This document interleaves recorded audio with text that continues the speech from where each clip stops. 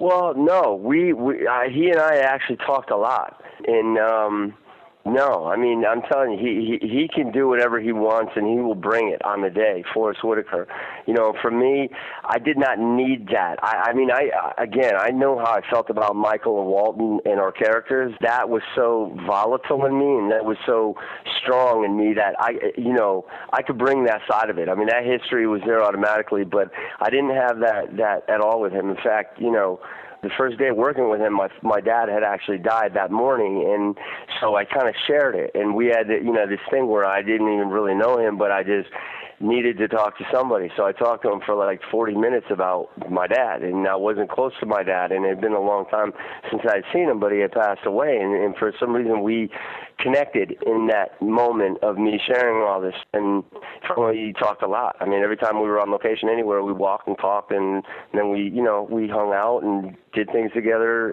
and so I don't know, I didn't have that problem whatsoever. Do you keep in contact with him now? Yeah, he's in China right now, but we talk either email or on the phone.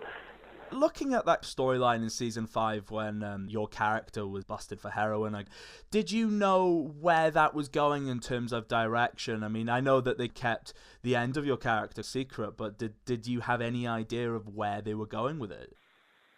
Let me see. No, I mean, I know before I stole the heroin, somebody told me, I think in the season before, Scott Brazil, actually, in an episode I was doing, and we were playing a scene, and they kind of were looking for something specific, and he just said something, I don't know, so I forgot what he said to me, something like, I don't even remember, but I just know that they planted something in me, but I didn't know where it was going to go. And eventually I died. So that's where it was going to go.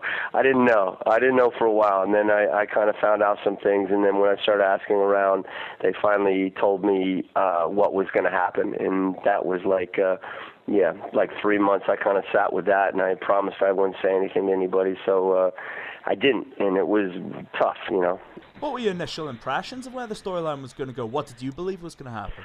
I didn't know. I just didn't think I was going to get killed by one of my own guys. I just, I mean, look, these strike team members get into stuff. I mean, people die, drugs get stolen, but they always get out of it. There's always a way they can get out of it, or to position themselves where nobody can touch them. And in this case, it didn't happen that way. Let's talk about it. I mean, your character was murdered in probably one of the best storylines The Shield ever did, right next to the end of Shane's character with his suicide. I mean, really going into that dark territory. How did you find out about your character was going to end? My manager knew her husband represents all the top people at the studios, and so he knew. He found out and said something to her, and they didn't know what exactly, but I think that's what it was going to be. So she told me, you should call Sean and ask them.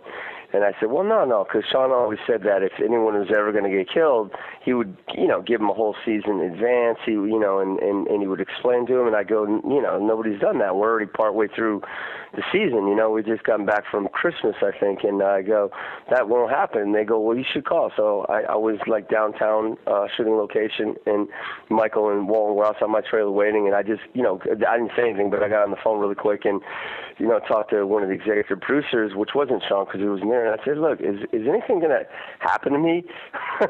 I go, am I going to die or something? And they're like, no. What? No, we'd never do that. Oh, come on, now, why would you think that? They go, no, you're fine. You're great. So I'm like, okay. I hung up the phone, and, Michael's saying, come on, Kenny, because the van's ready to take us down to the other location from our shows. And then the phone rang, and I stopped. I thought, okay, I'll just pick it up. And all of a sudden, the same guy goes, look, yeah, you're right. You're going to die. We're going to kill you. I'm not supposed to say anything, and Sean told me not to, and I feel like an asshole because they should have told you, and they're, I don't know why nobody's talked about it with you, and then I'm just sitting there like kind of dumbfounded, like, this is not happening, and they go, but you can't tell anybody, you can't say a word, and just wait, and Sean will talk to you, but you have to promise me you won't say anything. And I'm like, okay. So I walked out of the trailer, and I was kind of stunned, and Walton knows me inside now, and he goes, what's wrong? I'm like, nothing. He goes, no, come on, buddy, what's wrong? I'm like, nothing. And he says, I know you. What's wrong? I go, nothing. And so I just left and we did our scene, and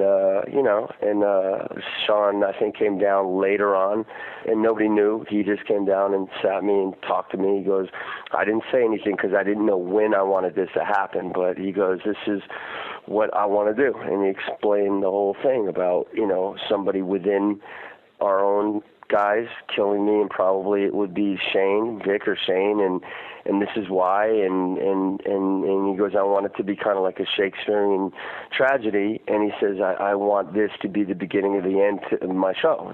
This is, I could finish this at the end of 7, which is what I want to do, and so he explained it, and I totally understood how it work that way. I mean, I thought it was great. I thought it was a great idea. And, Walton and Michael obviously felt different about it. And Michael definitely was when he first found out, was like, this isn't going to happen. You just you give me the word. I'm not going to let this happen. I'm going to tell them that there's no way, blah, blah, blah. And I just said, no. I said, just don't do that. I go, we all came in this together, and we all, have loved and respected what the show is about. And I go, if you change that, I go, it won't be what Sean wants. And I go, I really believe this will be a good thing for the show. So, as much as I didn't want to go, I knew, I respected Sean 1,000%. So.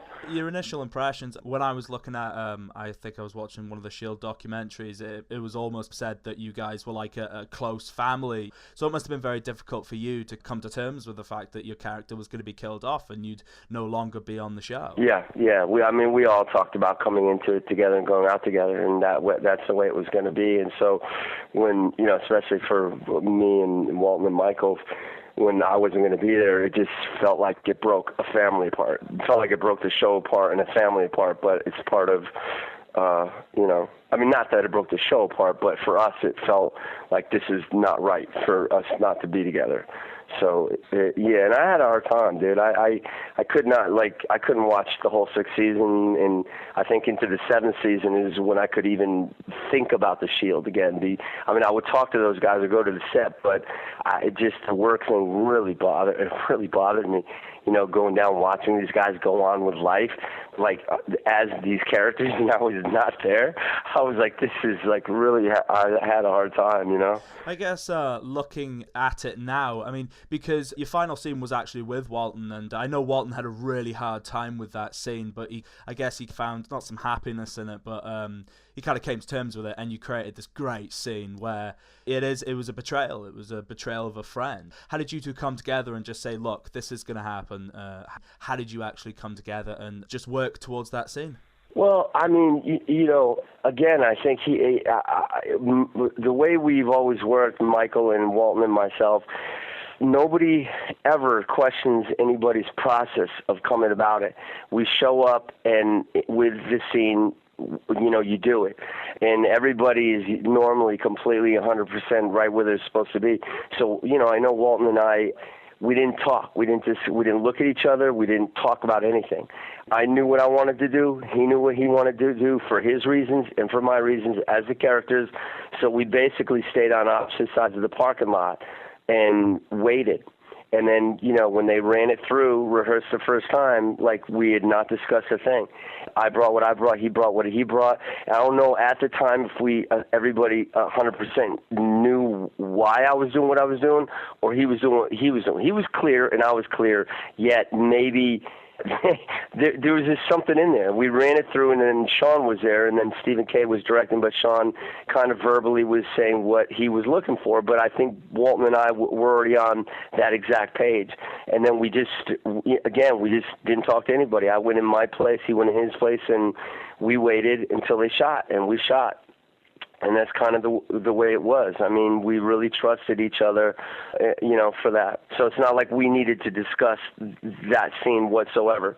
We did, again, like we did after we rehearsed.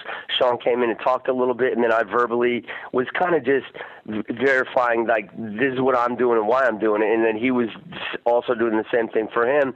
And then we just broke, and then we shot it. Looking back at it now,